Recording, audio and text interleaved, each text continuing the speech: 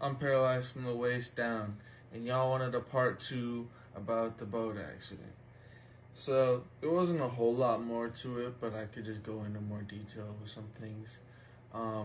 I originally wasn't gonna get on the boat when that happened, but I was bribed with Cheetos and Twizzlers because my fat ass loved food back then. I still do, but not for, I don't eat snacks like that near as often. So with that being said, when I got hit in the head by the boat, I don't know if I was throwing up in the boat, but I was definitely throwing up in the helicopter.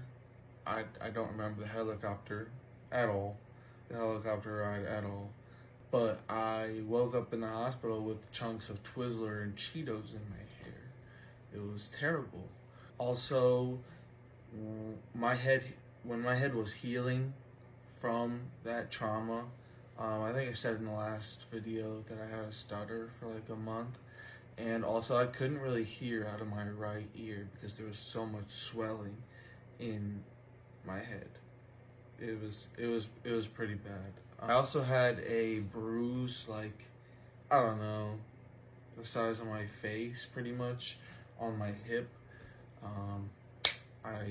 I assume it was from hitting the floor of the boat. I assume there was actually nerve damage when that happened. I couldn't feel my hip quite the same. Like, to sensitive touch, I couldn't feel like light touch. But now I can't feel anything on my right hip anymore anyway. So the guy that was driving the boat, he got tested, like drug tested and tested for alcohol and everything. He came back clean, and apparently he just didn't see us. He was an old dude.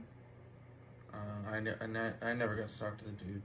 I got $500. I wouldn't be surprised if my parents got more than that out of it, but that's what I was given because I was 14 years old.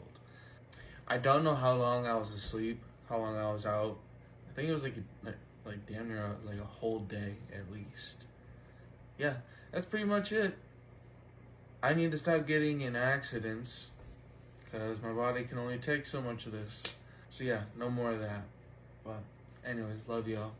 And don't forget to follow, because a lot of y'all don't. So follow. Love y'all.